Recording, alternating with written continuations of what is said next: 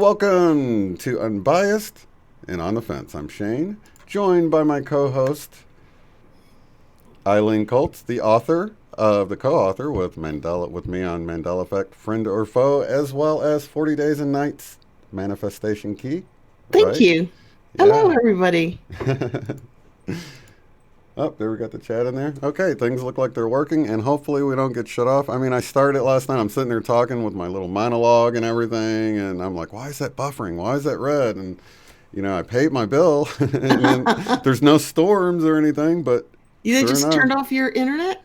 It just shut off, and I'm like, what the heck, and I'm trying to figure out if it was my router. I'm like restarting it, trying to get it going again and all that, and checking on Cox's website. That's who I have my cable through, and it didn't say anything for a while, and then finally it popped up this notification saying that we'll have it on by 11:55 p.m. It's been detected an interruption and all this stuff. I wonder if that's geomagnetic interference, because we don't have anything to track those storms, do we? I mean, Tamitha Skov does them once a week, but we don't have it like the Schumann, where they can tell you, hey guys, start intending, start meditating, that geomagnetic energy is up, Right. That would be cool if they did. Oh, yeah, that would. Or if you had like an app on your phone or something. They might have something like that, though. I'm going to look for one. That would be super cool. Because it stopped now, but my internet was dropping out for an hour or two every day for 6 weeks. So I started calling Xfinity and saying, I want a refund. And they used to give me a refund for every day that it dropped out for like 2 or 3 hours. So at the end of the month, I was paying like $12 a month instead of $50. So they went and fixed it. I did that so that they'd fix it because I was really tired of doing work, and then I had to stop doing whatever I was doing because I couldn't get online. Yeah. And it was a problem with your whole apartment complex, right? Yes. Yes, I remember that. Well, 3 buildings kept dropping out for 3 hours a day. Yeah. So obviously we shared an underground line to something. They checked my unit, they checked my building, nothing wrong. And then eventually, because I kept calling for a refund every day, they eventually sorted it out. I was thinking Suspicious Observers had an app that I had that would track. I think that tracked earthquakes and geostorms. 3 different things. I can't remember what they were now. And I don't remember getting rid of that app. I guess maybe I turned off notifications. That would be super cool. Because they say that your intentions and your I don't know, heart energy or whatever is magnified during a geostorm, during a geomagnetic storm. Right. We're getting loads of them because of the grand solar minimum, fewer flares, so more magnetism, which is super cool. All right. Well, we'll take a little boost tonight as long as it doesn't knock us offline, right? I mean, heck, maybe that's an explanation for the Mandela Effect. Think about it. If the Mandela Effect is steered by collective consciousness or memory, and the geostorms are bombarding the earth, creating more manifestation. If you get a good group of people to think of something in a certain way, maybe things just pop the way they think, Right. Yeah, and I've had it revealed that it could be our higher self doing it, Yeah. Some of the changes to get our attention, and that we're going to move into being more proactive and doing it ourselves. So I love that message because, driving, looking at my steering wheel for 4 years going, it needs a break. It needs a break. It's all going into each other. Where's the V? Where's the W? And I heard other people online on YouTube say the same thing. And then that was 2012. And by 2016, the break was in it. So that was a very personal message to me from the universe because I was like, oh, I caused the break. Right. And it definitely could have been your higher self saying that. She's asking. Your wish is my command. Like, they talk about that on the law of attraction. What I mean? Only 4 years? Yeah. Your wish is almost my command. Your There's wish is that 4 almost again. My command. Oh, yeah. Like mentioned in your book, right? 4 is the foundation, like holding up a chair. Yeah. 2 arms and 2 legs. A Yeah. building, usually has 4 corners. Doesn't have to anymore, but it is a foundation number. Yeah. Now I'm thinking about the four corners of the Twin Towers, or eight corners. There's two buildings, but the way they started, they look shiny and white now, and then the Money bag horizontal lines got added in not long ago, that broken into thirds. So we have those two lines that got added into the Twin Towers. Then the corners, and now I see there's a Marriott hotel in front of it that Did I you didn't know anything see about. that? That's wild, isn't it? Yeah, Susan sent me something about that. Oh I'm like, my God. I think I caught it on Moneybags, but I think he was yeah, talking about Life Matrix. We all share this information anyway, so it's right, always hard to tag the original source of something. But, I did a Twin Towers Mandela Effect video 5 months ago, and it didn't have the what are these called? Vertical right. lines. The vertical corners that are so white now. Yeah, but it had the white at the top, like frosting, and Yeah, then it had the 3 breaks making the number 33 when they stand next to each other, right? right. Like 33 degrees of Yeah, Freemasons. And they did not have the long line. And then I saw Moneybags' video and I went back to mine and they were there. They were there now. But they weren't there when I made the video. yeah. Because I That's would have kind mentioned it. I would have said something. That's kind of like the Mona Lisa. It's like every time something changes, I have to go and re-Photoshop mine and take out the new thing because I used the original and Photoshopped it. Whatever changes will change in there, So I've had to And go you're back like, and take the darn. mole out of the eye. I've had to take the hairnet out. My first change I did was to just take the smile away and make it more enigmatic like it originally was. Yep. So yeah, I've had to go back and Photoshop that 3 times, and I haven't looked, so it might have changed. And what sucks is I put it in the book, but we can change that in the book. So if it does change, I can Photoshop it and re-upload it, and then anybody who orders one at that point will get the I proper think you should version. put your map in the book. Just do before and after. And I got an idea about the Maldives or the Maldives. I'm not sure how you say it. Could be different depending on where you are in the world. What if they just simply moved on the map? And that would explain why they're not colored where they are. Right. But you know what I mean? Moved, like went away from where they were. So your coloring over them disappeared and they popped up somewhere else on the map. Kind of like New Zealand. Like I went to New Zealand and Australia with my husband in like 1994. And we Hmm. spent a good deal of time. We spent a year in that area, just trekking through Asia and then Australia and New Zealand. And the islands were definitely north of where they are now. Now they're like super south. And I Right. remember looking at maps and seeing that Tasmania was like the lowest island. That's an island off Australia, really close to the Antarctic. And I was like, wow, that's the last bit of land before you say, hey, I'm in the Antarctic, mom, you know? And now it's like New Zealand is dropped below even Tasmania. Yeah, that's one of the things I noticed with my map is that the bigger changes seem like if it's a whole continent move, like South America, it's like my letters went with it. But then the details of the coastline remain. So it's not like letters got added in there. And so the Maldives, if they existed before, um, I would have words out in the middle of the water where they were. You Like I should. You do should have have that. words I do somewhere. have words out in the middle of the water, and I think 3 or 4 places where there's no land underneath it. So apparently, whatever the land was Shifty, there shifty, shifty. is just gone. But like New Zealand, of course, it's moved. If the whole thing moved since I did the map, and which I don't know for sure, because all I know is my map is doesn't look like it looked when I last worked on it. That's really all I can say with 100% honesty and accuracy is that it's not the way I left it. I know It I was didn't leave it the correct. way I When you left left it, it was like everything was covered. it. Exactly. But what is that saying about the holographic nature of the universe, whether it's multidimensional? If it's holographic, you can't pin a holograph down because every little part contains the whole, right? Right. And if it's shifty, shifty, shifty, if the hologram is constantly shifting according to thoughts and feelings, then you're never going to have a correct map. It's like no matter what Google does or map drawers and experts and programs and apps, they're always going to change if we're living in a shifty universe that's Yeah. constantly shifting, and Yeah. responding to us.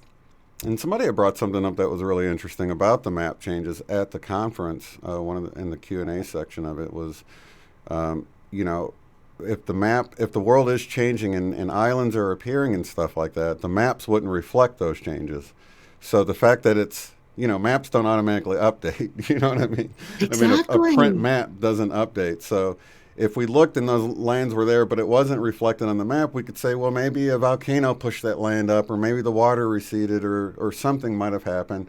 But the fact that the map has changed lets you know that something Bigger is supernatural, or, happening. Yeah, people went AI, but no, these things are changing that are not on the internet. So AI couldn't change everything. AI yeah, could not change the Bible in my living room, right. and Yeah, it's different. yeah. In the same way with that map file, it was on a hard drive that wasn't even connected to the internet. I had to go Exactly. pull it out and figure out where that file was and look at it. But, so, and there's some weird things with it too. Little vector nodes and things have kind of messed up on it and stuff. It's not a perfect change. It's weird to watch, to look at it and see how it's messed up and words are overlapping and things like that. So, what if the universe we live in is always shifting and changing, and the way we used to think was we had a mechanism that gave us instant amnesia. So as soon as we saw a change, we went, "Oh, that's always been like that." But actually, the day before, it wasn't like that. But we don't know that because we had a mechanism that made us think that everything we see is always that way. You know, That there's a lot of credence in what you're saying, because there's people that's been noticing it for decades. like my And mom, 60s and hmm 70s. Come on, she had celebrities. Well, she was really addicted to all those rag magazines, they called them back then, hmm the Inquirer and all those gossipy things. So right, she knew when people died. Not only that, she knew what people wore to their funerals and who went and who didn't. So when celebrities started dying again on her, she was like, "What? What? I already saw that. Like 5 years ago, I saw that. And it's all different now. They're not wearing the same thing and different people are showing up." Yeah, she was like really affected. and for me, when somebody brought up the whole McDonald's change, I was like, they're just making stuff up. Why would they say that and everything? And then somebody did a recreation of the old logo, and I got nostalgia of leaving church and going with my dad to McDonald's at the time, and I was like, oh my gosh, I remember it. It came back to my memory from, it must have been before I could even read, or at the Somewhere time when I buried was, deeply somewhere in yeah, your consciousness exactly, was that experience with your dad. And then you can like taste the burgers again, right? right. It's like if you close your eyes. Yeah, yeah. I even remember where we were leaving church. It was probably at a time when I was learning how to read. You know what I mean? And I was just really considering it, because that's the nostalgia it gave me. And my parents went to Yeah. different churches, so I typically almost always went with my mom, and then every great once in a while I would go with my dad. So I just had that node memory of deciding to go with him to his church, because it wasn't nearly as exciting. It was, well, I don't want to say the denomination, but I went to a Holy Roller church normally with my mom. It was way more Exciting. exciting. Yeah. Yeah. Yeah. More energetic, right? Right, and his was kind of like I'd be falling asleep the whole time. Oh, I know Yeah. which one it was. Then it's the one I was raised in. Probably. Probably. I like the excitement Long though. masses. Yeah. Right. Lots of Latin. Oh my gosh. Well, the other thing is, did you notice that there's sovereignty of free will? Because when the thinker statue changed, which it has many times, right? Mm-hmm. That football team of girls did not change. The changes that were made in matter could not change the girls themselves. Yeah. And the changes were made to the map, but it couldn't change your design of the map on top of Right. it. Because literally, we'd have no residue if those were changed as well. If it changed the statue and the people posing in front of it, then we'd have no residue. No We'd think residue. we were crazy. Exactly. So I think a lot of it has to do with the insertion of human consciousness. You know, I think when human consciousness is involved, it seems to, like, I always use the example, if you cut and paste the Febreze price tag from the computer, it will change, because you just simply, what you copied it over from changes. So the act of copying and pasting it inside of a computer makes it to where when you copied and pasted it originally, it originally said the new way, right? So Yep, it just yep. copied it over. But what you'll notice is people that have to handwrite stuff out, like put like a, you'll see And it like, hasn't changed. right, where it's like a Sharpie or something. I think we had that with the Smackers lip stuff. It had smackers.com, and the website doesn't even exist And that's a anymore. smacker, Right. Well, I don't right? It remember how it changed changed. to smackers from smackers, lips To Smacker? Yeah, I guess to so, yeah. smacker, which makes no sense. Right. And they don't own that website anymore, yet it's in the advertisement. It's just kind of funny. I'm looking on websites and I'm finding that most of the big ones who have experienced changes are advertising both ways. They're not going to fight it. They're just going to, like, that's the business decision. They just put it out both ways, Hmm. which is kind of interesting. I was looking at the Dash and Coca-Cola and I went back through pages and pages and pages, but it's online Yeah. with the googly beast, right? So there were very, very few without the dash, but there were some old ones where they just squeezed that dash in as just like a little dot, because the words were so crammed together, coca in cursive and cola like touching, Yeah. that they just had to get a little dot in there to represent the dash. So now it didn't look right. It didn't look like it was originally planned. Yeah. There's no space for it. And another one that I remember with the Coca-Cola is because I remember it without a dash or anything at all, but I also remember it with like a little swoop, like Mhm. and that was I more saw those. nostalgia that came to me. It was when we had gotten Kentucky Fried Chicken. I was a little kid, and we bought Coke because we typically drank tea and Kool-Aid. So if we got a Coke, a 2 liter of Coke, that was like A a treat. special occasion. You know what I mean? Yeah, And birthday. didn't do it very often. So, yeah, and in birthdays we usually got vests or something cheaper because We you know got what I mean. Kool-Aid. We never got Coke. My mom wasn't like it'll rot your teeth. She was an anti-Coke and Pepsi person, so we always Right. had Kool-Aid and lemonade. Yeah. So I remember that little swoop in there for a dash. Yeah, And yeah. So yeah, you can see where it's not quite working. right. But you know what? I'm finding residue harder and harder to find. I think the matrix is adjusting to things and it takes a little time before it Hmm. completely settles in. Right. But it's not going away. And if anything, more and more people are seeing it. I personally don't know anybody who doesn't see the Mandela effect. Hmm. And 3 years ago, when I met you, me and my daughter were the only ones. Yeah. And now it's like my whole family, all my friends. Not only do they see it, but they're very comfortable with it. They can't really figure it out, so they just forget about it. Hey, that's the way life is. You know, so you just That's get on weird with though life. too, isn't it? That's strange to just sort of blow off the fact that reality is changing in a seemingly impossible way. You know. I think it is okay for most people because most people don't analyze and nitpick everything like we do. Our friends here in the chat and Michelle and Sherry and everybody in our community, we're so detail oriented. Not only do we notice the detail, but we want to know why it's there. And most people are just like, hey, that does not pay the bills. That is not my vacation coming up. So I'm just going to forget it, let it take care of itself. It's not good. It's like they're not afraid of it anymore. They don't think it's going to kill them. So they're just like, okay, I'm just not going to worry about it. Let other people figure it out. Yeah, and someone else had pointed out to me that the fact that there's a movie about it now legitimizes it, so people are more open. Like, oh, well, maybe there is something to this if they're making movies about it now and all of this. So they'll give a little more Mhm. credence to a movie. That's just crazy, isn't it? It's like if you It read is. about it on, We wrote a book on it, and right? there's like a dozen. I don't know. Maybe there's 20 Mandela Effect books now. When we started writing our book, there were none. Yeah, So when we finally got it out, because it took like 18 months, almost two yeah, years, right? There were a good dozen or two. right. So even to me, if I hadn't written the book, I'd go, oh, there's books on it. That gives it credence. That makes it legit. Don't you think books make things legit? Not as much as a movie, but Uh, yeah, definitely. It's like because it's like that with my sister when she had contacted me about the Mandela Effect. Mind blown, that's right? amazing. And she was because she had watched this Netflix show that was touching on all this stuff that I've been like, probably 15 years I've been looking into all of these different things that's going on behind the scenes and everything. But now that it's on a Netflix show, Oh, then conspiracy theories? Was she yeah, coming on board with conspiracy theories? exactly, yeah, Because I think that is one of the kickoffs to the Mandela effect. Is first you get sucked into rabbit holes of conspiracy theories. That's what happened to me. Pardon me. And then somehow I bumped into Mandela effect videos. right. I never would have seen Mandela videos if I wasn't looking at conspiracies. Mm.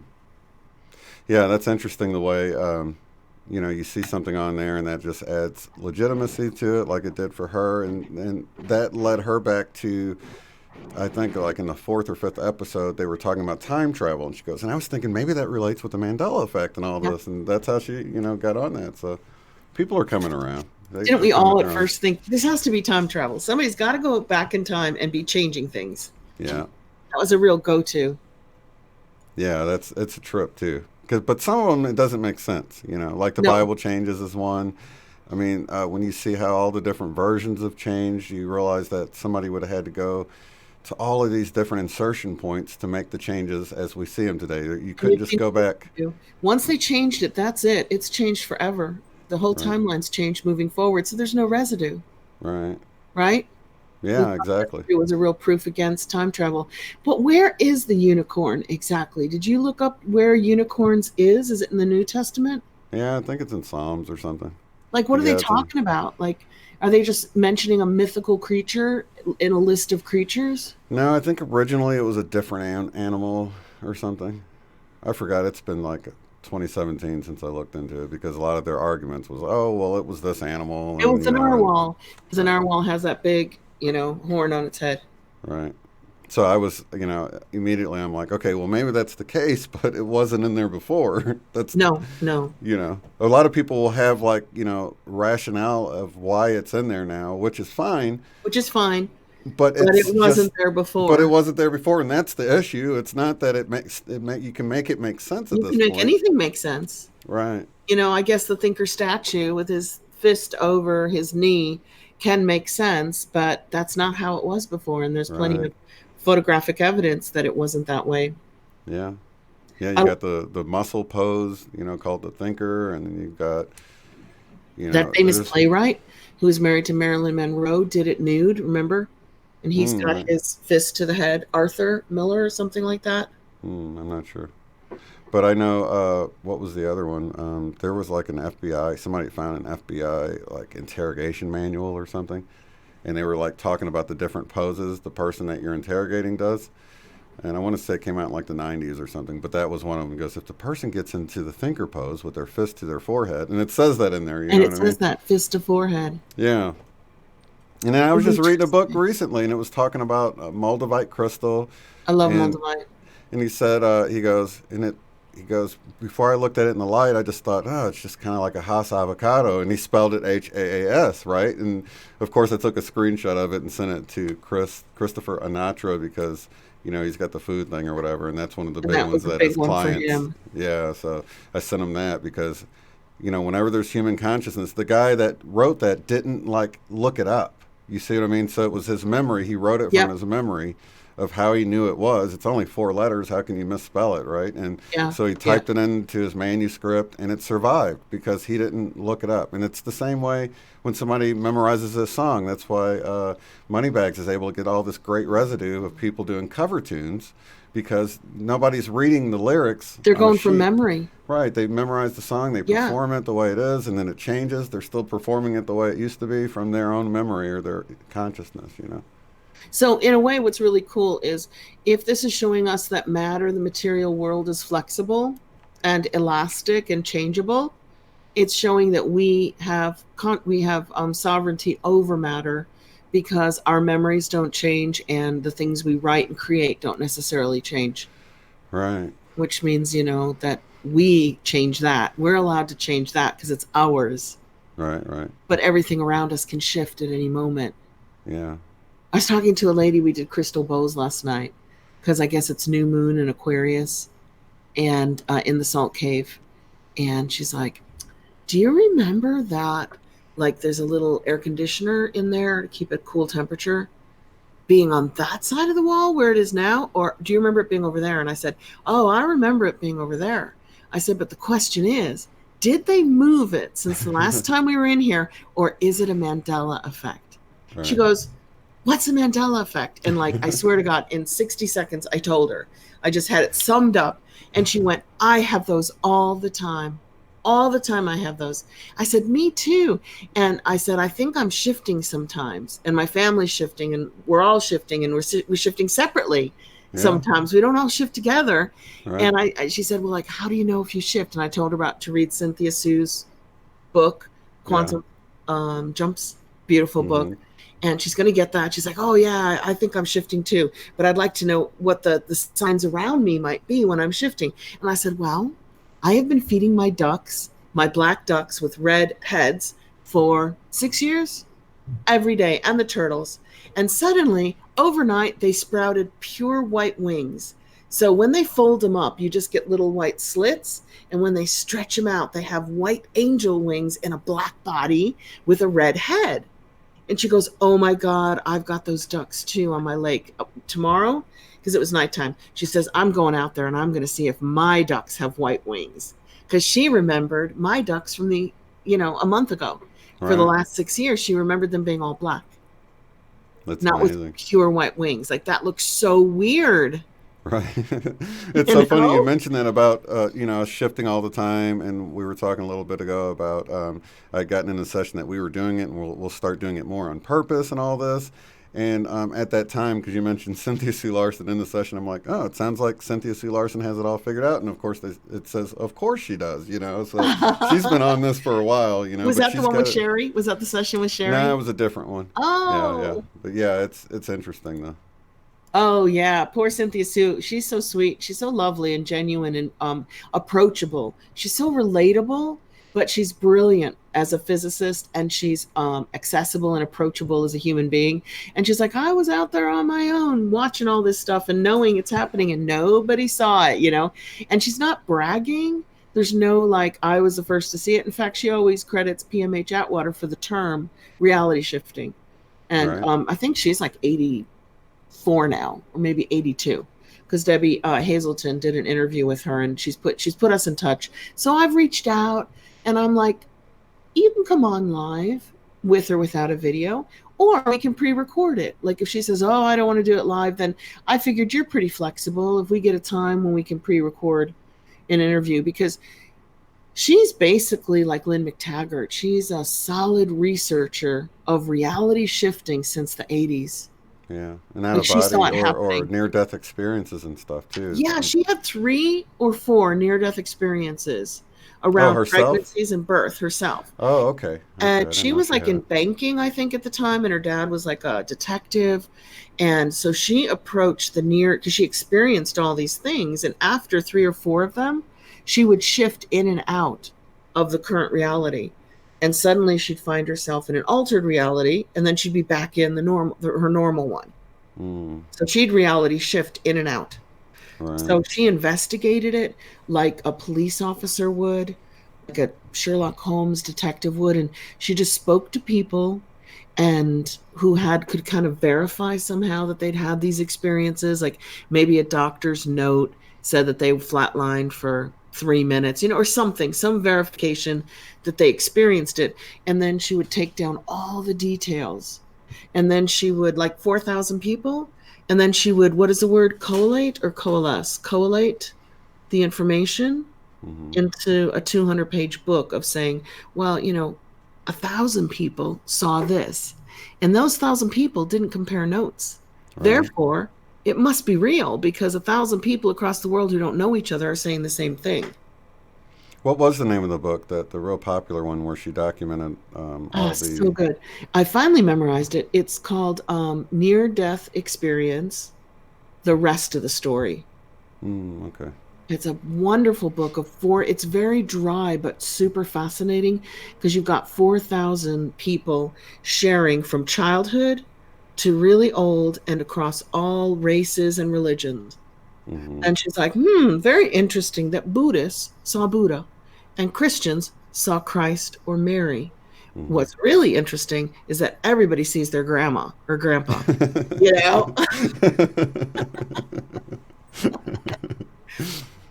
And That's then she's like, funny. fascinating. Children all go to heaven. They go, oh, it was wonderful. I loved it. It's beautiful, colorful, fun, pretty, whatever.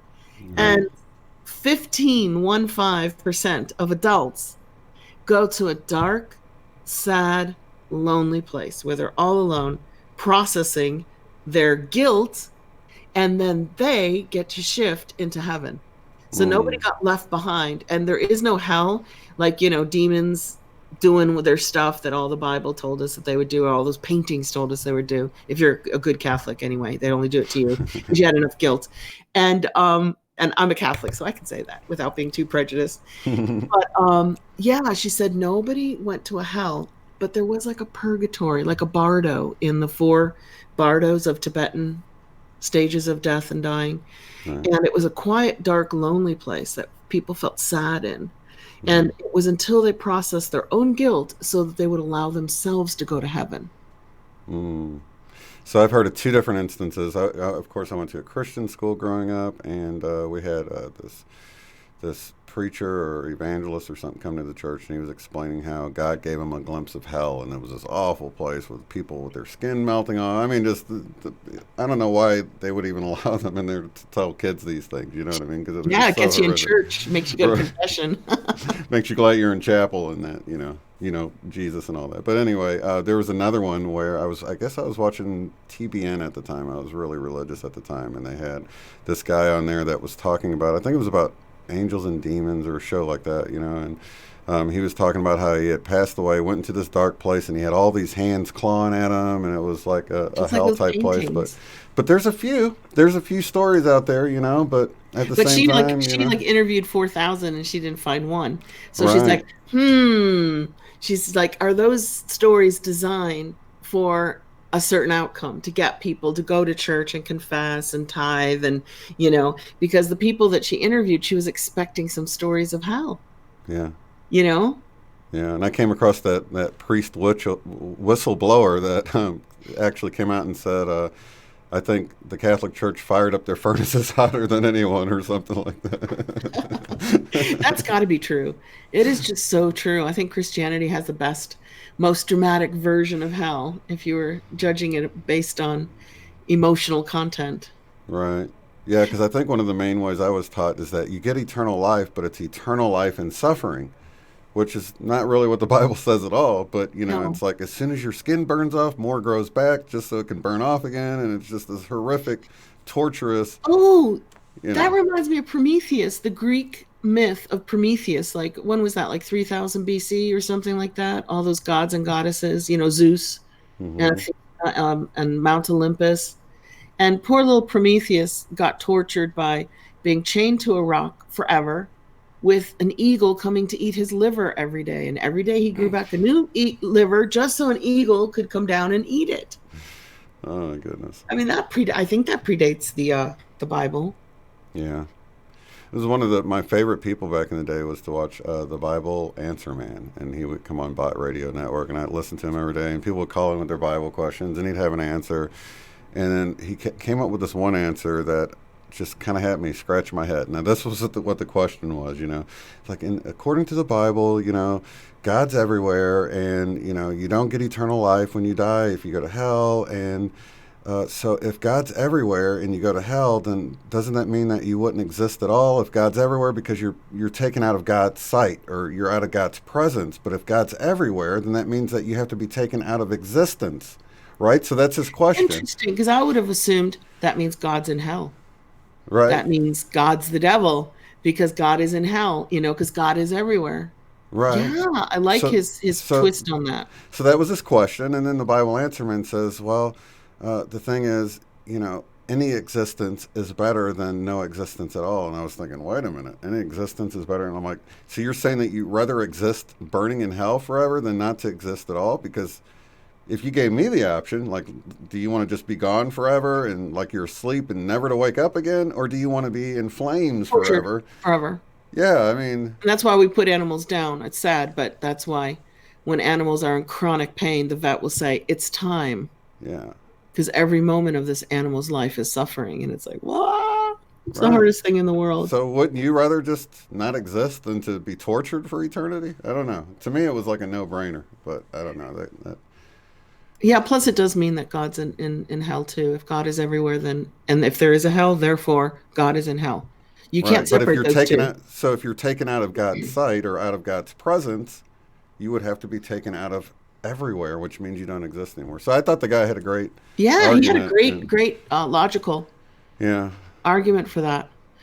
I was watching some more of those Viper Sumerian myth tales, Gilgamesh and Adam and all that, Hmm. predating the Bible. And the Bible's got some real gems in it. I know you're a fan, and you're a big fan of the teachings of Christ. So we're not like saying, oh, the Bible's terrible, but we're just saying the church has changed it. The church has definitely put in rules that are not in the Bible.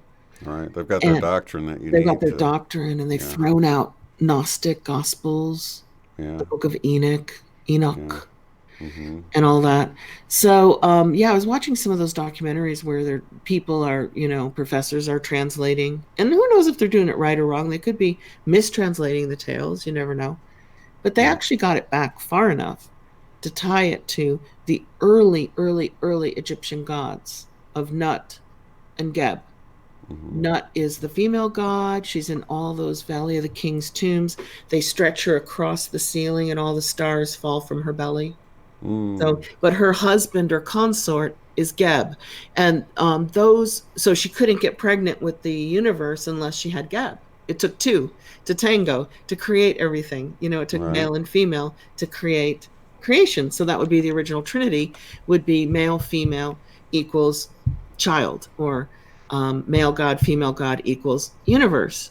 And it wasn't until much, much, much, much later that the Middle Eastern, well, they're all Middle Eastern religions, removed the female element and said, no, no, no, it's all male. The Father gave birth to everything. He didn't need any help from a woman. And it's the Father, Son, and the Holy Ghost. And they're all male too. We're not letting women into that little, Trinity. So that came much later. So I'm guessing like 2,000 years of missing the feminine principle so that we have a more balanced outlook, or a more balanced viewpoint, that it, literally, as above so below. It takes well, now it still takes a man and a woman, a sperm and an ovum, to create a child. Maybe technology will change that at some point, I don't know, but it certainly doesn't stand to completely remove women from the religious practice, religious preachings, religious participation. And that's Yeah. only for 2,000 years. That's not very long. It's like everything before that had both men and women: the Right. Roman, the Greek, the Egyptian, the Norse, Yeah. the Well, that was the Sumerians. overarching message that I was getting with the Mandela Effect changes, is that we need balance to be returned. Not a Yeah. whole shift to just feminine, but No, the feminine to be treated equally and there to be balance, back, balance. because you need the balance. I love Alan Watts' take on it. He says, how can you know that you're outstanding if you're not instanding? Or what do stars look like without the blackness? So you need the dark, you need the light, you need all of it to create this. And of course, we immediately think of darkness like evil, but at the same time, there's two sides of a coin. Yep. And, if you take a step back, then what would the stars look like without a black backdrop? You know what I mean? They wouldn't be Yep. very, what would the day be without the night? And the happiness without the sadness. Yeah, I've Right. been listening to a lot of Ellen Watts lately. I go through phases because, I used to think sometimes he's a little stark and a little bit unemotional, but I've really been enjoying it lately and getting into the philosophy of, you look at a cup and you can make it gold and you can put gems on it, but the physicality of the cup does not matter. It's the empty space inside that counts, Mm-hmm. because that's what matters, is the space. And that empty space in that cup is nothing. It's just there. It's space. Nothing matters but the non-matter portion of it, right? Exactly. Nothing matters but the non-matter part. Right. I That love is those just plays on so words. true. I Yeah. know. Matter matters. Yeah. And another person, I think, Neville Goddard, he's just, Yeah, I you know, love I, him. you've been following him for years, right? Yeah, only because I bumped into him after I read a book by Wallace D. Wattles. How's Mm, that for a name? And it was like, what? This guy's turn of the century, 1900s, talking about manifestation. And I put him in, and then I bumped into Neville Goddard right. maybe 3 years ago, maybe Oh, right okay. before the Mandela Effect, not that long ago. And I was like, whoa, Neville Goddard is really a law of attraction person. Right. So I wonder if anybody can chime in the chat, how long you've known about Neville Goddard, because I think there's certain people like Cynthia Sue Could he be Larson's an had Emmy? people. I'm wondering because it's like, how did I not even hear about this guy? Like his recordings go back to the 1950s, and he's the only one who says, put your heart in it, put your feeling in it, feel it, see it, sense it. I'm like, Plus, well, he was saying things at times when I think, it would have been they didn't say pretty that back taboo. then. No, no, no, no, they didn't. They said, believe and achieve, think it and believe it. They But he gets never right said, into the put your Bible and heart into it. he gets right into the Bible and he says things about the Bible that would have, like, back when he said it, would have been really taboo for him to say In it. the So I'm like, 50s. yeah, and it's like, And the 60s. And I think he was dead maybe by the 70s because I don't hear any like older recordings of him. he certainly wouldn't have been burned at the stake at the time that he said it, but he definitely would have been branded as a heretic or someone evil or So I satanic or discovered him something right like that. around the time that I discovered the Mandela Effect. So that's a Right. good point because I was reading Napoleon Hill and, those other New Thought writers 10, 20 years before the Mandela Effect got a name, but not Never Neville heard of Goddard. him. 2 years. Yeah, 2 years. somebody, I'd like to know somebody that's heard of him for, 10 or 20 or 30 years, That's because to me, it's like, I think I would have heard about him. 2016 for me. That is so cool if Unicorn he's thing. part of the shifts with it. We've shifted into a space where he exists and he's saying really avant-garde things for his time. Right. And with Cynthia C. Larson, she had people that worked in the government that were working in time travel type stuff and said she just popped on the scene out of nowhere and they would have heard about her. And I think she was contacted right around 2010, 2011. Don't quote me on that, but it's been a Cynthia? while. Yeah. Separate individuals. I think two Wow. or three different people that contacted her and said, you would have been in my awareness because you are doing things that are directly related to the field I work in, but never heard of you. And of course, here she And is. here So she I wonder was about that. writing since the 90s, 80s. And I even wonder about how long did you know about Saint Germain? When I did the whole I am discourse. I probably learned about Saint Germain a year before you did the discourse. See, so that's a new one too, I because I learned think I about it did in it. the Crystal Salt Cave because the Right. woman's dedicated it to Saint Germain. And I'm like, who's Saint Germain? And I'm looking him up, and it's like this guy who lived forever for hundreds of years, right? Oh He no! finally left the planet, but he was like 300 years old. Wow. I think he's somehow tied to Hungary. I know he Right. lived as a count in Hungary for a period of time. That whole Saint Germain thing is definitely shifty for me. Yeah. So a lot of these seem like, for some people it might have been on their timeline or whatever. Like Cynthia C. Larson's been around for people, but then just popped on the scene all of a sudden. How long have you known about Cynthia C. Larson? Have you known about her since like the 90s? Or did she pop on the scene for you too? I was an early Cynthia Sue Larson fan, and I found her in the year 2000s. Okay. I found her before I found the Mandela Effect, but like after 2000. And she'd been Mm. writing in the 90s, and I missed her Yeah. then. But guess what, guys? I forgot to plug in, and my computer's saying, hello, I'm going to like disappear on you guys. So I Okay. have to leave poor Shane chit chatting all No alone while I problem. grab a plug. I can't believe I forgot it. No problem. At least you Here. caught it before it went dead on you. So. Yeah, it gave me a little warning. A little warning just Mhm. flashed across going, you're in battery saving mode. So I thought, now we'll never make it to we're close, but we'll never make it to the meditation. Yeah. Let's see. People tied to the Mandela effect. Who are we talking about? The he that you were talking about. We were talking about Neville Goddard. Neville Goddard. Have you ever heard of Neville Goddard, or when have you heard of Neville Goddard? Is he new to you? Another one is Saint Germain. I've got a whole playlist called the I Am Discourse, and if you haven't checked it out, I think it's wonderful. It's a wonderful playlist to check out. It really made a huge difference in my life. And the other one is Alan Watts. All of these people are new to me, but maybe I just didn't notice them. But with Neville Goddard, he just seems like he's brand new on the scene to me. So, That didn't take long. I'm all plugged in.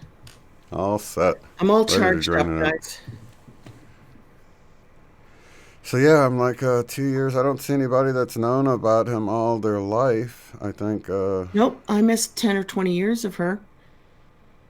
But I was Mandela affected in 1995 with Nelson Mandela before I knew what it was called. And I didn't hear of any of these writers. I like that, Sarah. She says, "I've never heard of him, and I've been into woo woo since the '90s." Yep. Neville Goddard just wasn't around. There, let's see, there was Norman Vincent Peale. There was Napoleon Hill. There Yeah, was now Wallace him I'd D. heard of. Walls. I Yeah. remember him, Think and Grow Rich, right? Yeah. Yeah, I think I came across him right about the time of The Secret, right after The Okay, so that Secret came around out. 2000 maybe? Yeah, But they were around in the 70s because my mom was handing me books by them. right, And but they had written them around the turn of the century. They were already gone, I think, dead. right. And then I remember like Louise Hay started her Hay House book, so we got Dr. Wayne Dyer there, Hmm. Deepak Chopra on These are quantum people I've healing. heard about for a He while. wrote the book Quantum Healing in Yeah. 1993, 94. I'm just saying because I reviewed it on radio and I was working at NPR from 90 to 90. So don't you No, feel from like you would 85 have? to 90. Wow, 5 years, huh? Yeah, Don't and you? that was before 90 he was writing Quantum Healing. Deepak Chopra, that was like his first book. And Fred Allen Wolf was writing Right. about parallel universes back then. Yep. And I've And heard then about you him got for a Greg while. Braden and Joe Dispenza and Lynn McTaggart and Bruce Lipton. They came after the Right. Deepak Chopra and Fred Allen Wolf and Wayne Yeah. Dyer. All of those guys are new to me. I think it was Diane that told me about some of those, like Bruce Really? Lipton and Biology of Belief. actually, I think I might have heard of uh, who was the guy you just said? Joe Dispenza. No, he's real new to me. The Greg other guy, Braden. You know Greg Greg Braden Braden. because you followed him. Greg Braden. He did a study like where he looked into the DNA and saw like a code in the DNA, like in the I want to say the early 2000s or something. I think all those guys became popular in the 2000s. So it was like Louise Hay and Deepak Chopra and Wayne Dyer were the 80s and 90s. And they had a little fan base loyal because my mom introduced me to all these writers because she was very woohoo, Sarah, too. Since the 70s, she was woohoo. So she was Right, always looking for those kind of odd authors because there weren't many of them. right, So there was no Neville Goddard. There were no books by him. We right. And didn't have his the internet. Was it possible that he existed in our timeline in England and he was making speeches in England? And because of bad communication, we never had access to him until now? right, and then we go along with the Book of Daniel, saying talking about towards the end of the age, people would run to and fro, and knowledge would increase. And that's exactly what we see with the internet because Yeah. all of this information is getting disseminated at a rapid rate. I mean, Rapid think rate about around the world, whether it's right, flat or right, round, it's going fast, right? yeah. That's So interesting. yeah, so either way, it's time for the information to get out there, and people are finding it, and it's happening. Well, Matt had a good comment. He's really into conspiracy theories, and he does them with some humor, so it's not depressing to watch him. He's kind of funny. And he said he was looking at the number of movies made just for Netflix and Prime and Hulu.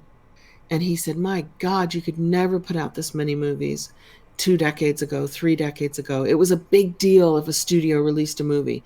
They spent a lot of time on it and a lot of money on it. And so I was just flipping through some movies and I'm like, where are all these movies coming from with real celebrities, real movie stars doing these made for Hulu, made for Prime, made for Amazon, and made for Netflix films? Yeah, They're just churning them out like cotton candy. Whereas, I know they don't all go to the big cinema, so they don't feel like they're a big deal, right. but there's so many. And think about the speed at which it goes from being released to you being able to watch it at home now. I mean, think about it. Like, it used to take years. It used to be like at the theater forever Yeah, and and then then just DVD gone. And then and like maybe VHS. a year later, it comes out on VHS. And Yeah. then, but there was like a huge Two lag in years the time. later, it comes out on TV. I'm also having a problem with the number of channels and the amount of programming. It Programming. really makes it, is that how you say it? It really makes it hard to choose when there's so much programming. I find myself, because I'm now on the internet, I'm on a Roku instead of paying for, Xfinity or something like that. It's too expensive. But now that I'm on the internet with my TV, there's no end to what I can watch. I'm not talking about YouTube either. I'm talking about channels, channeled programming. It's like, for me, It's like it's too much. I'd rather turn it off and read a book because I can't really find anything I like now. And yet I remember being a kid and having 4 channels, and I would find something I liked out of necessity. You got 4 channels, pick something. All I think right. that almost made me like stuff because there was so little to choose from. All right.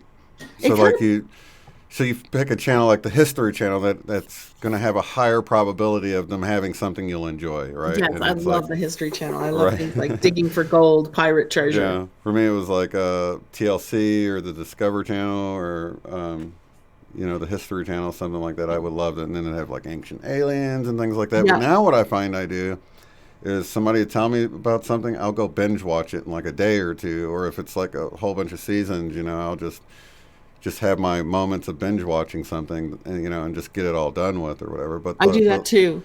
the latest thing that I want to tell people about, just to go binge watch it, it's What is awesome. it? It's called The Messiah. Have you seen it? I did. I haven't seen the end though. Okay, I won't say anything. You can. Well, Um, I'll just say just it's tell me what you thought of it because I watched the first 2 or 3 and I thought, is this going to go somewhere? And I mean, having been raised in the Middle East, I'm like, okay, I wasn't sure. I wasn't convinced that I really wanted to see that show. I didn't get a warm feeling from it at all. I was like, this is pretty cold. This is pretty much like what the current situation is. I felt like it had a rough start. Um, in fact, after the first episode, I'm like, it's kind of slow. Am I gonna want to watch it? But now I can't wait for the next season. So Seriously, it did win me over by the end of it. I'll Yeah, probably finish it then. yeah. It's good to know that somebody got to the end of it and said, yeah, yeah, it definitely had a point. I definitely think it was someone that was more enlightened that did it. That Oh, I'll sort of definitely watch it because is trying to break down the barriers of religion and things like that. I've always wondered if Christ came back, they'd lock him up as a lunatic. All right. Simple.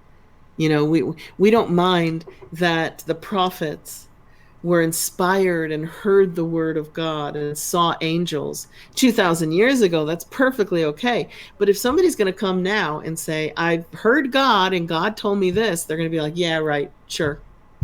They just Yeah, ignore them. I think you'll enjoy it. Okay, It's like, don't give it away. I'm still watching it. Let me just say this: it's definitely going to have another season, okay. You haven't given anything away. right? And you'll want to see it for sure. Cool. That was like trying to talk about the Mandela Effect movie and not giving anything away. It was so hard. Oh gosh. But I really enjoyed it, and I'm waiting for the next one. It was Michelle who told me about it, and I was like, "Yeah, I'm glad I spent the time to watch it because I wasn't sure about it, And my daughter even enjoyed it. She's 15, and she was enjoying Cool. it too. So it seems like it's I don't know. It's kind of it appeals to a broader audience. Really, the only people I can see really having a problem with it is like really hard-line religious folks might be like, "Well, that's not what it's going to be like," or "That's not," you know what I mean? Yeah, Just I mean, heck, it could be. If the second coming could even be a woman, and if they just say who they are, who's going to believe them? They're going to have to do miracles to prove who they are, and then we're going to go, oh yeah, the yogis can do that. The yogis in Tibet have been doing that for centuries. We want a bigger miracle. That's no testament to its quality, though. Oh, I did want to return. That's the reason that popped in my head is because in that they had a Muslim talking to another one and said he was talking about I can't remember the exact thing, but he said that's a Satan, and he was speaking of it as if it's like an adversary. And I'm like, wait a minute, they have a word for Satan too, but they're actually using it properly. I mean, in Christianity, we've turned it into this person, Yeah, a demonic like person, the devil. right, yeah, like the leader of the demons is Satan, but in the way it was used in the Muslim, assuming it was the same word because he said Satan, and I it think sounded it like probably was. they had that figure, but it was the adversary. And that's like even what's been coming through lately is that the adversaries are really no different than, think about the movies we create, right? We always have a villain in it, right? Because Yeah, you who's the can't really hero have going to fight? drama unless you have a villain, because then you can't have a hero. Right. Video games, they all have a Yeah, Satan, an adversary, even yeah, within our sports. From boxing to baseball, there's always the other team, and the other team is always the Satan to you, right? The yep, adversary. yep. It's required for the hero's journey. You Right. have to have something to overcome or someone to overcome. I think everybody should read the Quran. Seriously, because it's based on the Bible. Right. And it Yeah, I would know was. what we were talking about if we actually read the Yeah. Quran. In fact, I think that all three books should be leather bound together because the Old Testament is based on the Jewish Torah and Talmud, right? The Hebrew Bible. Hmm. And the New Testament is a correction on the Old Testament. And the Islam 500 years later is a correction on the New Testament. It's their correction of it. So if Mm. you put all three books together, you have the Abrahamic religions in one volume. So to kind of put two together that are two separate religions and to throw out one of them, it doesn't really make sense. It's not a whole library. It's not complete. Hmm.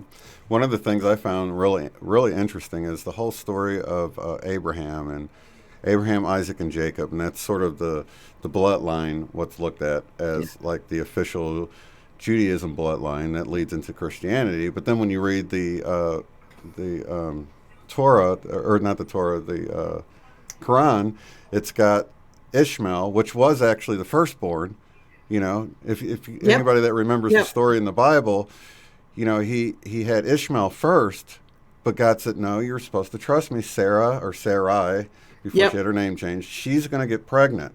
His old So, wife. Yep. right. So she ended up getting pregnant, and Abraham had Isaac. And that's sort of Abraham, Isaac, and Jacob is the, Judaism bloodline.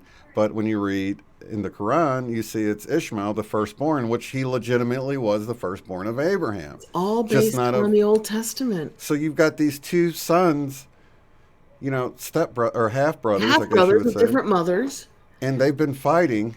They've been for fighting 2,000 for years. 2,000 years. Can you believe it? And It's like Jesus comes and says, hey, peace out, everybody. Love one another, right?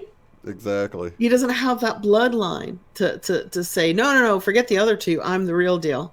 right. It's not So how Christianity works. watch Messiah if you have Netflix.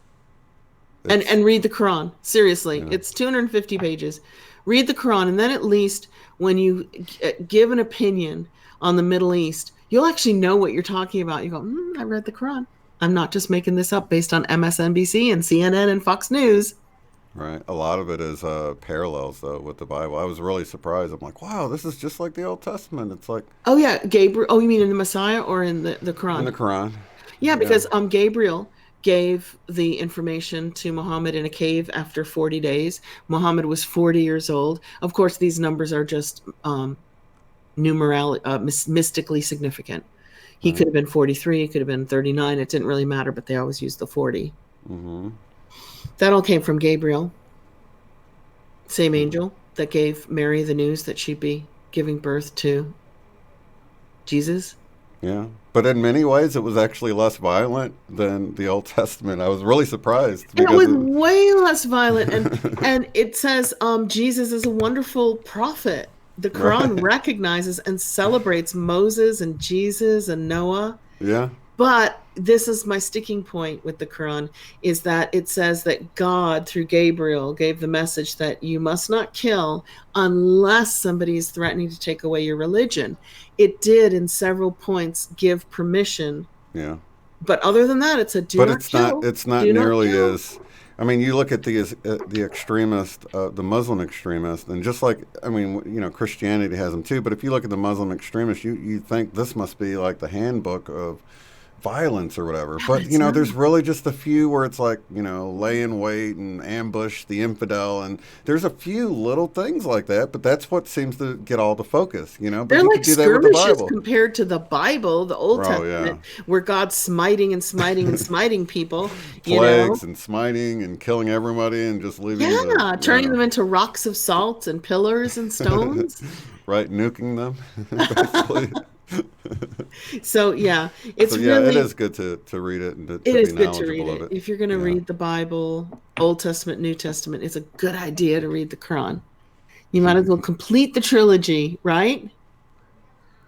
And of course, I'm absolutely. thinking, these are Western religions now. Christianity is a Western religion. Yeah, But what would our world be like if we'd taken on the pagan religions and evolved them for 2,000 years into Western thought? right. What would that be like? you A lot know? of that has been inserted. I mean, if you think about Christianity and Yeah, like and all the Easter. holidays and, Yep. Easter, and Christmas, the day it's celebrated, I mean, there was sort of, in the time of Constantine, there was sort of this merging of the pagan religions Yeah, they along have with to. They said Christianity, they you know? couldn't, they were taking over Europe and the British Isles and Scandinavia so fast that they couldn't get accepted unless they brought the pagan holidays and festivals into Christianity, which is kind of cool. I Right. like that personally. I'm Irish. Would you stop growling? I Yeah, I have a love that dog because growling here. I learned from Doug Batchelor. He's a Seventh-day Adventist, so their focus is kind of on that period of time when it went from celebrating it on the Saturday, the Sabbath, moving it to Sunday, Sun Worship Day, and all this. But it's just the information itself is interesting because he says that the Roman soldiers went into the river for this mass baptism or whatever, and he says, and they just came out wet pagans, and I think that's so The funny. wet pagans came out and said, I'm Christian. Right. I'm Christian, but I still want to celebrate my equinoxes and my solstices, right? Exactly. Yeah.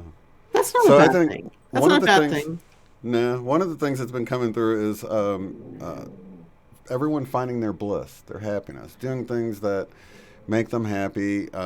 One example that was given in a session was that for us to see the greatest change, if you can imagine, all the people on the earth are lights, right? And everybody's lights flashing on and off at different times. The problem is we can't get all the lights on at one time, right? It's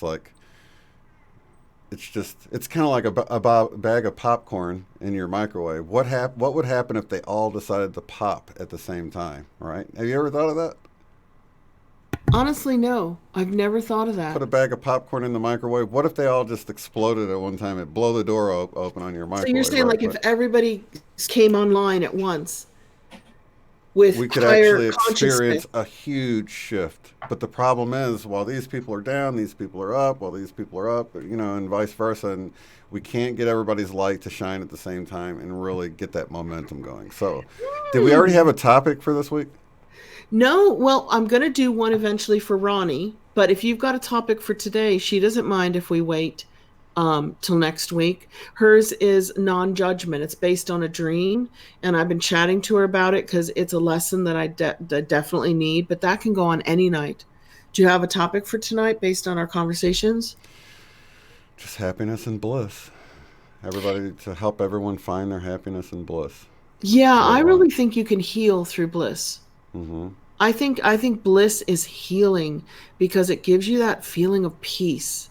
I'm glad you said that because that's actually come through. I know a lot of people are dealing with health issues, and I've been actually told intuitively that when you're resonating with that, when you're not in your bliss, your health is a reflection of where you're at. And then you would see your health improve if you could learn to be more blissful and happy in just your everyday life. Your health would follow. So it's almost like your body's an indicator at times, like if you're feeling way down, and of course it's a snowball effect because when you start feeling down, then you start feeling less blissful, and it's you got to get over that hump, of course, Yep. But if you can, Molecules of emotion, right? yeah, Candace Pert says what you feel gets released as a chemical in exactly. your body. And if you Bruce think about Lipton 2/3 water, we have that the whole thing with Dr. Emoto and the water, and holds memory. yeah, it holds You can memory, and you program can, water. yeah, and we're programming it with life sucks, and what do you think we're going to get out of it? We're going to get polluted water, basically. Yeah, I But was actually thinking, of like another book to write. I was thinking of writing on bliss. It's really funny that you brought it up tonight because that would be a great collaboration too. And Paulo's like, we got to write another book. So I don't know. I just think that bliss is extremely healing.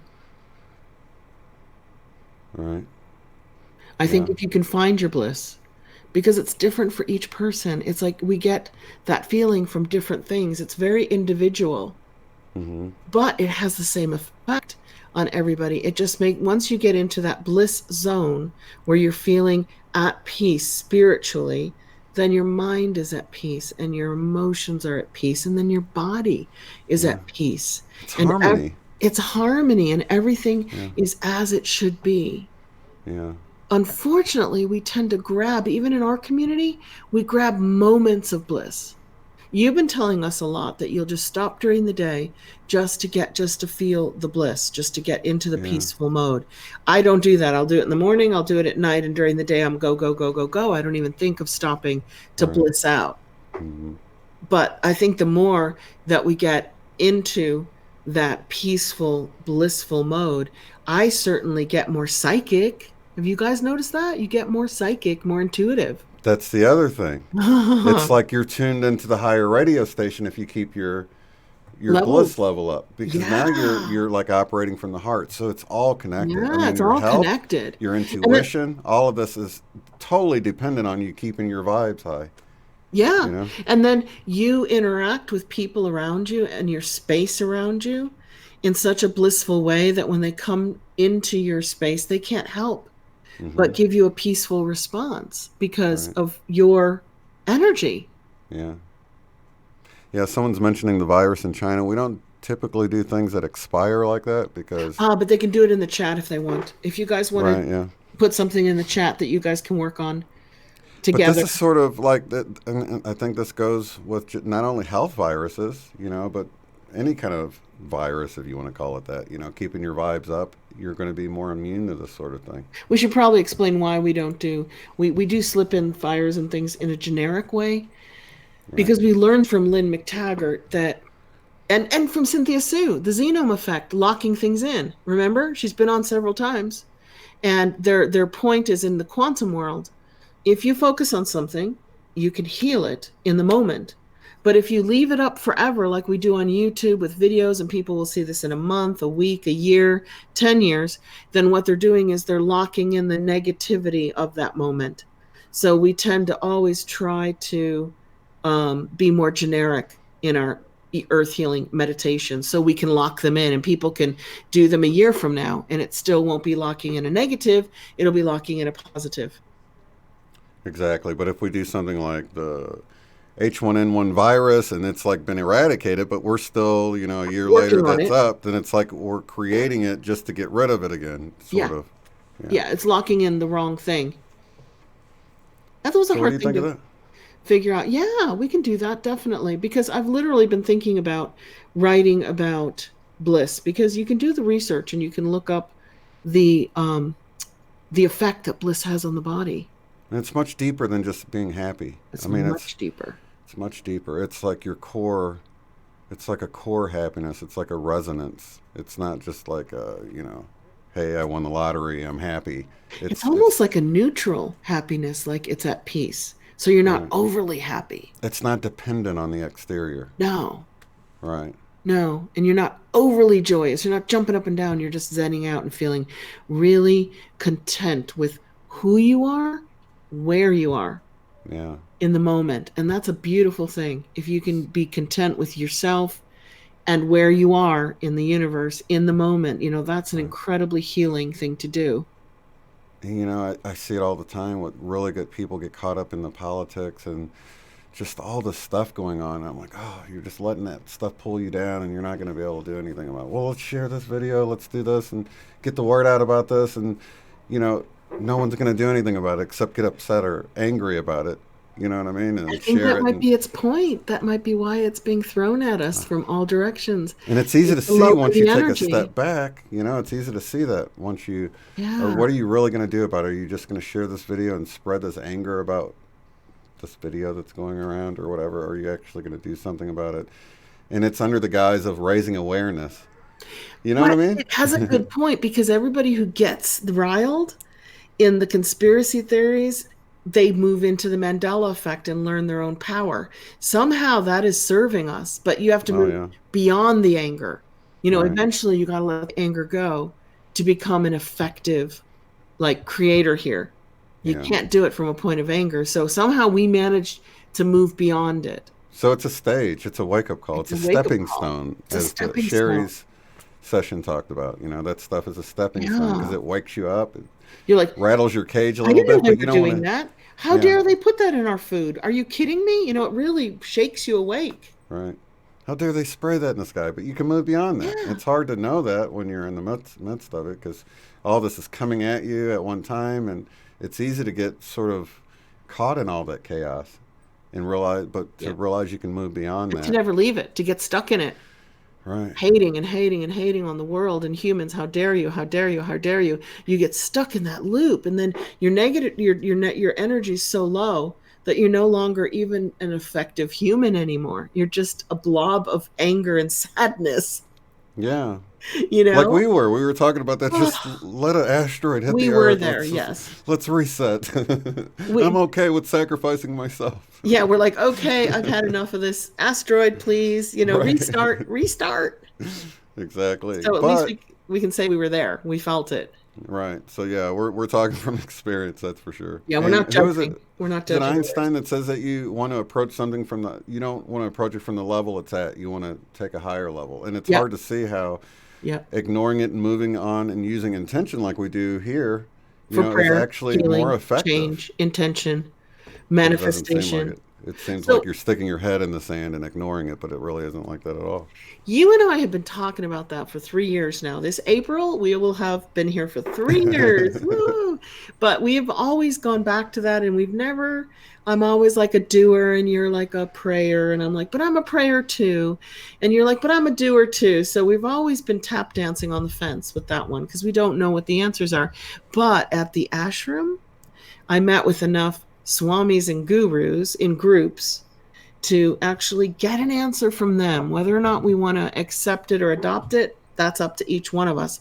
But their answer was that in your bubble of reality, which we always call our community, right? Our Hmm. family, change anything. If you see something, somebody needs food, give them food. If your neighbor needs food, bring them a casserole.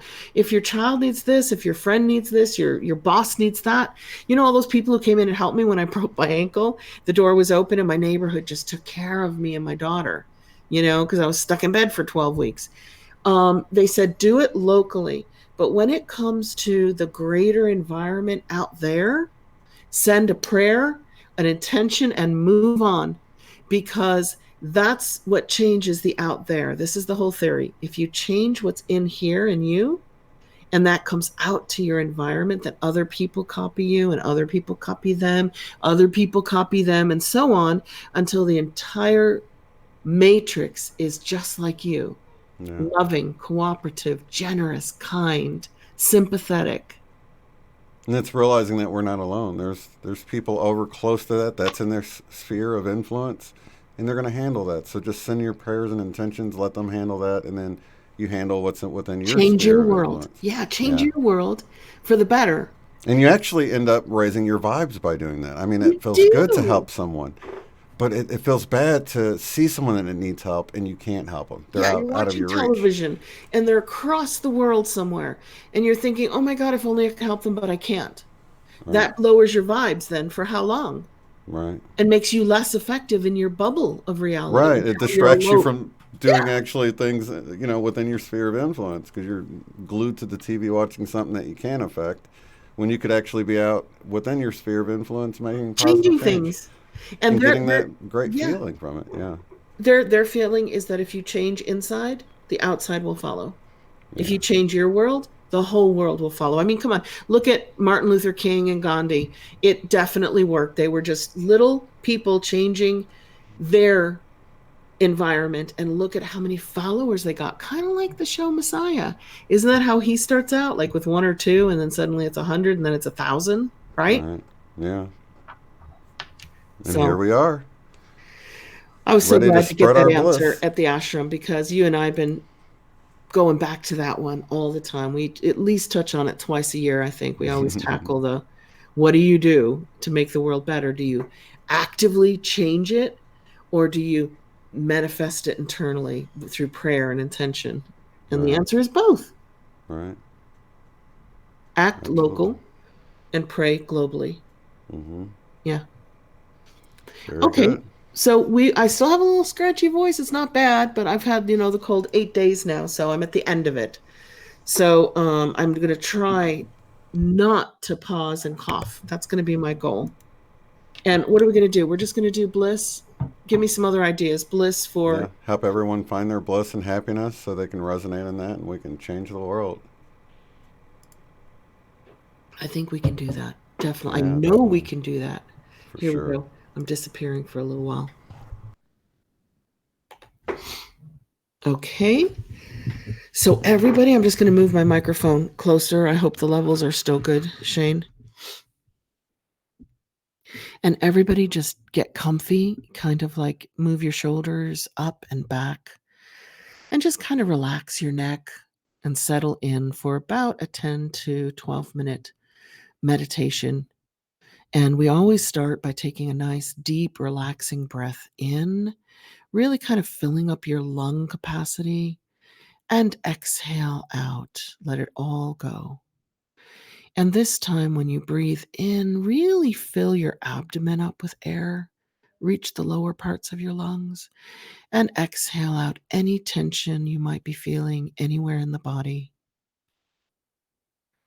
And on the third breath in, just really relax, fill up your lungs, and exhale out any stress or tension you might have experienced from the day or the week.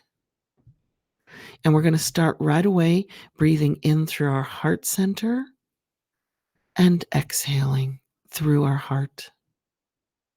And we're going to breathe in love into our heart chakra.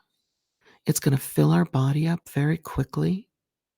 And we're going to exhale forgiveness. And when you're ready, breathe in forgiveness through your heart center and exhale love from your heart into your environment. And keep breathing that love and that forgiveness in through your heart and out of your heart.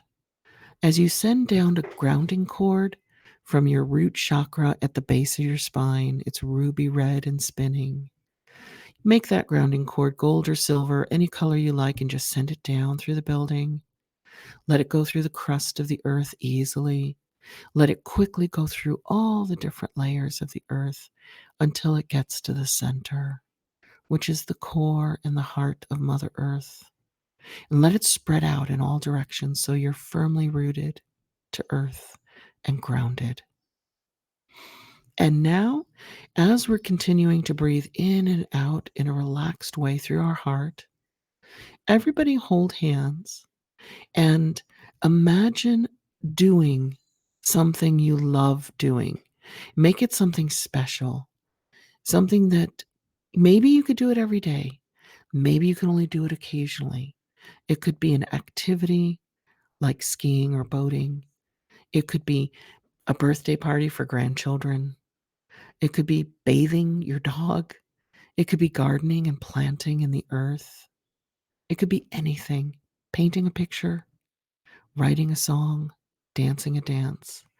Maybe reading.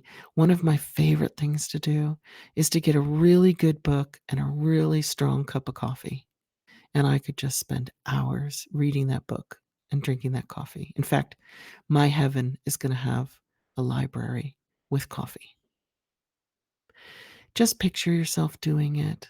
Smell it, hear it, taste it, sense it, feel it, see it. And now we're all going to hold hands spiritually.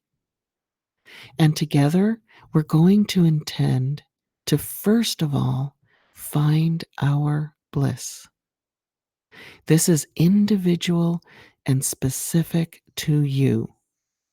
And it might be a state of being as opposed to doing something. So just imagine feeling completely peaceful. Peaceful from the top of your head to the tip of your toes. Your body feels peaceful. Your mind feels peaceful. Your heart and your emotions are completely peaceful. Now go further and really feel the essence of you, the you that is listening to the person inside of you, listening to these words, the you that observes everything. And let your soul, your spirit feel peaceful and at ease. Now we're going to push that a little bit further into bliss.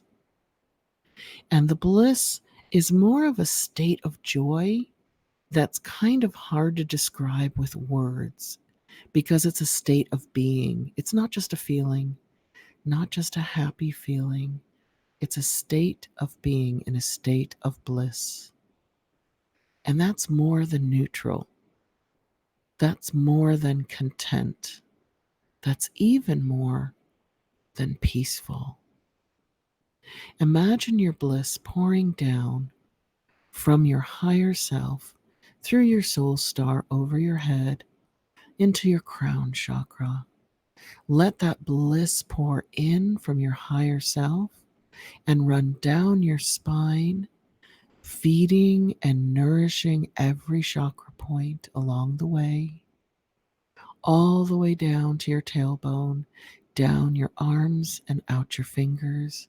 Let that bliss pour down from your higher self, down your legs, into your feet, and out of your toes.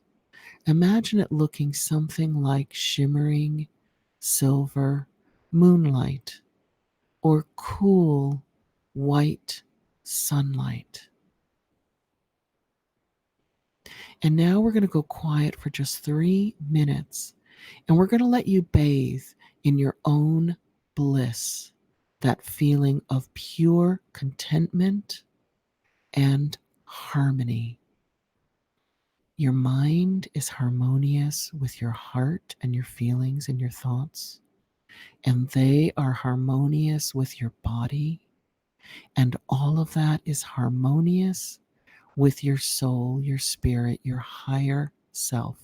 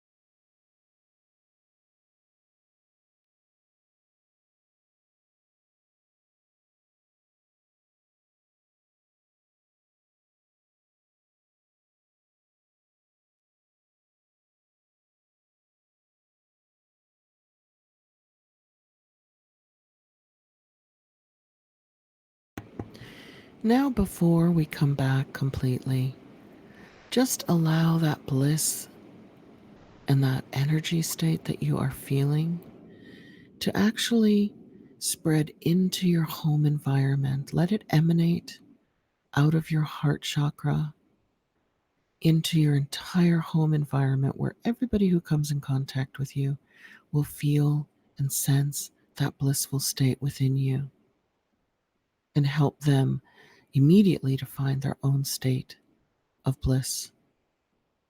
And let it go a little bit further now, if you like, and go into your community, because you realize that there is no end to the bliss that you're feeling. It can't run out. And let it go into your community, perhaps where you work, so your coworkers can feel and sense that state of being too, so that they can help to adjust their energy and get into their own state of bliss.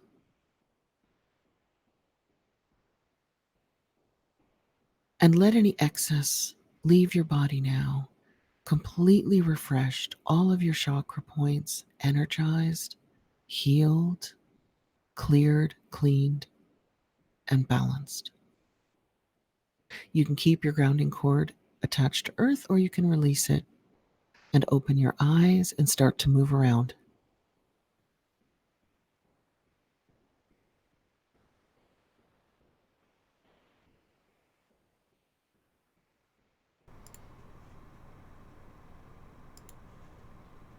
And we are back. So, did anything come to mind? I know one thing that comes through a lot in sessions is that there's artists that aren't doing their art as much as maybe they should, or maybe writing or singing or dancing or any of these types of things that help get you into that blissful state and get you content, get you more in touch with the right brain or the heart center, and just in that creative mode, whether it's really whatever it is. Some people do arts and crafts or gardening. It's like so many different things. What is your thing? Did anything come to mind to help you get into that state? And that's the thing I would say helps. Make sure you're not neglecting that time to do your artwork or music or whatever your art is. Whatever your art is, do it. Give yourself the freedom to enter that state. For me, I got very buzzy. My forehead started to tingle. That's always a good sign. Yeah, I got the chills that just came over my whole body. Yeah, I The got my head tingles. buzzing and tingling. And I thought, okay, then I know I'm reaching another state of myself. Mm-hmm. Yeah, it was beautiful. Some people see colors. Some people hear sounds. Some people see numbers, and some people see nothing. It's a gnosis. They just get this knowing, this feeling that they're reaching a deep meditative state. But I Yeah. like your idea, and that is to do this 3 or 4 times a day. Just stop and close your eyes, whatever you're doing, unless you're driving, and just immediately go into that blissful state for just like a minute or two. Yeah, take a conscious breath. The square breathing or the quantum pause breathing Yep. is a good one. I know the square breathing. We do that, don't we? I Yeah. got it from books on Buddhism, but you Hmm. got it from Saint Germain, I think, or did you get it I from got it from the Wingmaker? Wingmakers. Yeah, Wingmakers. yeah. Yeah. And it's the whole I am, and you go through the heart virtues of appreciation. I am Yep. appreciation. You pause. So you say I am on the in breath. You pause on appreciation. You exhale and say we are, because we're really all one, right? And then you say appreciation again. We You should can do go that. through, yeah, compassion and what is it? Forgiveness is a good one. The Ho'opono one that you always mention, that's Yep. good. I Thank love you, it. I I love do that you. so Please much. forgive Thank you. me. I What love is it? you. It depends on if you're personally involved in a transgression, then it's I'm sorry. Please forgive me. Thank you. I love you. But if you're not personally involved and it's a human transgression, it's I love you. I'm sorry. Please forgive me. Thank you. Mm, Yeah. You focus on the love to heal what's out of you, and you focus on the forgiveness to heal something you've done. mm-hmm. I love that. I do that all the time too. It helps me meditate if I'm trying to, like, at the ashram, we had to sit for 30 minutes in complete silence with hundreds of people in meditation. And if I'd lose my meditation and my focus, I do Ho'oponopono. That would get me right Mm-hmm. back in. Or they recommended saying Om in your head, They right? say Om 5 times out loud, and then just say it in your head on the in breath or the out breath, whatever's comfortable for you, and then let it go. Mm-hmm. And then if you start to think about something, start to say Om. again, and not just Om, but Om. You kind of drag it out. See, and I find that if I'm having a problem with that, just focusing on my breathing and my heart, because a lot of times if you're really quiet, you can feel your heart beating, and you can, and then you just focus on that, and that gives you something. You're actually taking that conscious breath. I mean, breathing is normal and natural and automatic, on it. But you can focus on it and control it and sync it with your heart beating. So instead of doing it for seconds with the square breathing or the quantum pause breathing, I'll usually breathe in for 3 beats of my heart, and then pause for 3 beats of my heart, exhale on 3 beats of my heart, and hold it, for 3 beats. So you're making that complete square. In the ashram, they didn't do the square breathing, but they did breathe in for 3, exhale for 3. Breathe in for 3, exhale for 3. They did the 2, but it was always 3. It was always to a count of 3. Isn't that interesting? Right. Yeah. Yeah. But focusing on your heartbeat makes you pay attention to it more, Oh, yeah. It's hard to focus on your heartbeat. Like, you really have to go deep to actually hear that heartbeat. I take a lot of caffeine now, so I'm pounding. I'm just playing, but no, I can typically feel it. I can typically feel it when I'm sitting still, You can just feel it. Wow. Well, but yeah, it gets your attention, though. You know what I mean? I think we should do what you do and take a break. Take a meditation break, like, twice a day in the middle of the day. I do it right upon waking, because you're in that theta state. You're going into delta and alpha and then delta, I think. I can't remember the order. And then I do it right before I go to sleep, so that I'm actually meditating during the deeper states. Yeah. I do it whenever I think about it. Plus, if I'm ever triggered by anything at all, like somebody almost runs into me in traffic, I'm like, okay. And you don't have to close your eyes to do it, but you can take that conscious breath and just use any triggers as a reminder. Oh, I'll use this as a reminder, That's perfect. That's what triggers are for. Yeah. Instead of reacting, they teach you to respond. And with a response, you're in control of your reaction. With a reaction, you're completely out of control. Whatever might come out of you, your mouth. You're being controlled by the exterior world. Yeah. Instead of letting the exterior world remind you that you can go within and control yourself, control your own thoughts. Tolle. We're being very Eckhart Tolle in the moment. Well, that was beautiful, Eileen. Thank you again for Shane, and thanks everybody in the room for joining in. I can feel your energy and your power, and I feel when we're connected and we do this, it's so much more powerful than when I'm just doing it on my own. Oh, it is. Yeah, I can definitely feel it. So yeah, thank you guys and we're feeling the people that's joining us later watching this. So. Yeah, we can feel you. We know you're there. Like right now, you're there. Right, because it is right now for you. Yeah, you're here now. Yeah, it's such an unusual feeling. I often now, when I say prayers, I do in all directions of time. I just throw that in so I can heal the past. Yeah. It's beautiful. And now we know the past can be changed. The past can be changed. Ask Cynthia Sue Larson. She'll tell you how. And the future can. So we got 2 books to talk about with that. We have Mandela Effect, Friend or Foe, and then Changing the Future. You've got your new book that came out. 40 Days and 40 Nights. It's Manifestation Key. You can change something dramatically in 40 days.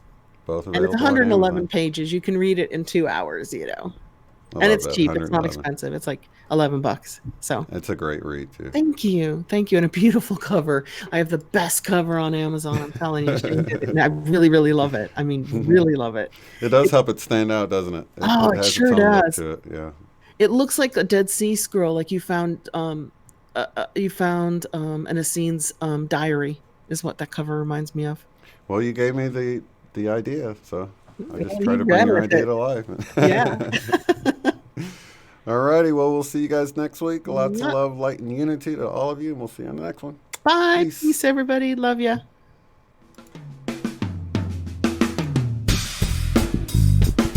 Be sure to check out the website at uotf.net. There you will find the live stream schedule displayed in your local time right there on the front page. Below that, you'll find links to take the Beyond Quantum Healing course at a discounted rate, purchase our book, Mandela Effect, Friend or Foe, in paperback or ebook, or to contact me to schedule a BQH session. At the top of the site, you'll find links to help support the work I do, Access the free private forum where you can discuss organizing get-togethers in your area, Mandela effects, and more. Thank you all so much for being here.